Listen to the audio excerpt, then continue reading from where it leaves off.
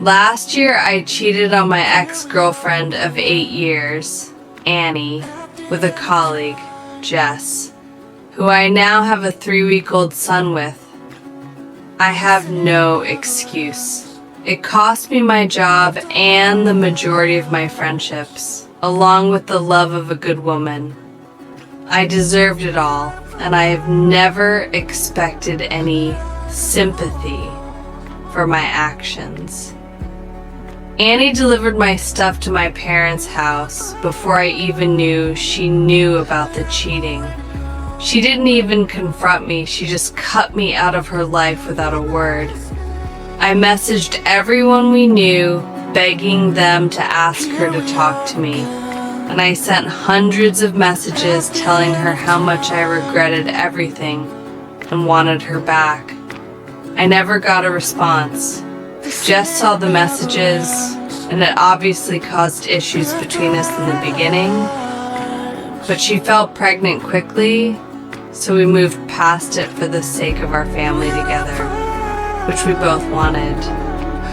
I am 100% committed to the relationship and haven't even looked at another woman since things settled down.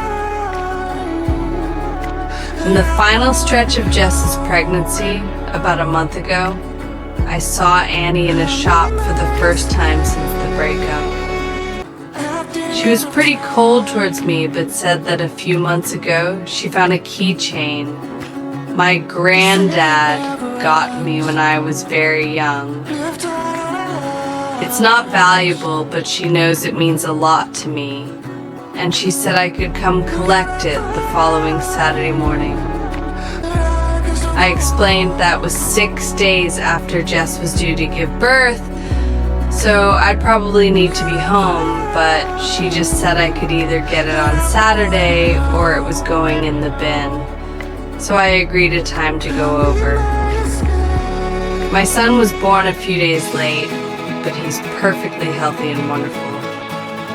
So he was less than 24 hours old on the Saturday I needed to collect the keychain.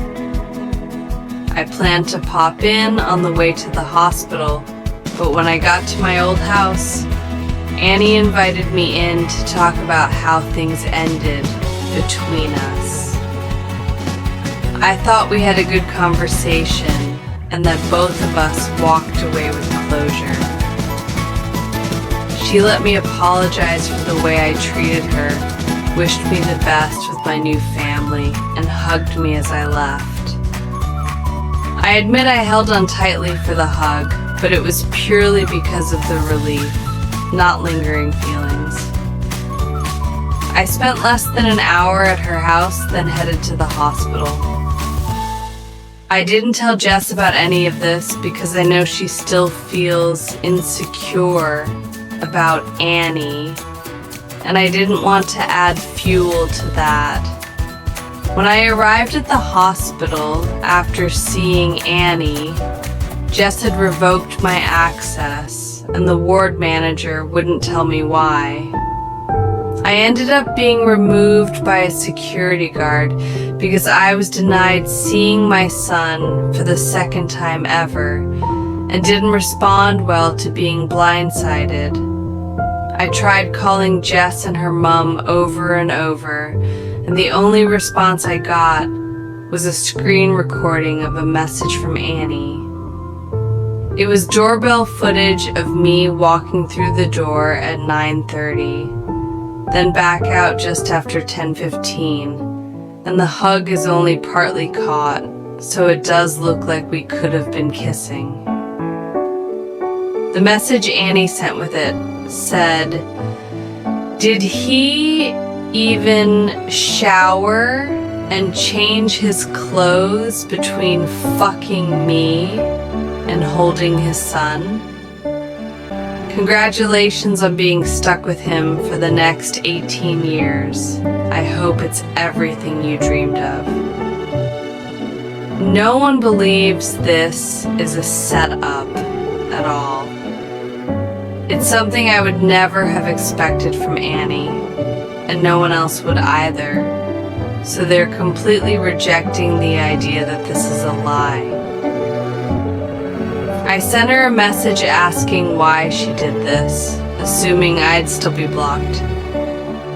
Her response was that she wasn't going to let me play innocent, and that I may have deleted all of our messages over the past few months, but she hasn't. Obviously there are no messages, but she blocked me again, straight after. So I have nothing at all to exonerate myself with. She waited in silence for almost a year, then took the most cruel and vindictive revenge she possibly could. I have met my son once, minutes after he was born, and now Jess is refusing any contact with me and won't let me see him. Court will take months, and my heart hurts every minute of every day. I know what I did to Annie was horrible, but I don't deserve this. I have no one to talk to about it because not even my own mother believes me. Her only question was why I ruined my life with a baby when Annie was willing to reconcile. And that's about the most supportive thing she said to me since I was dumped.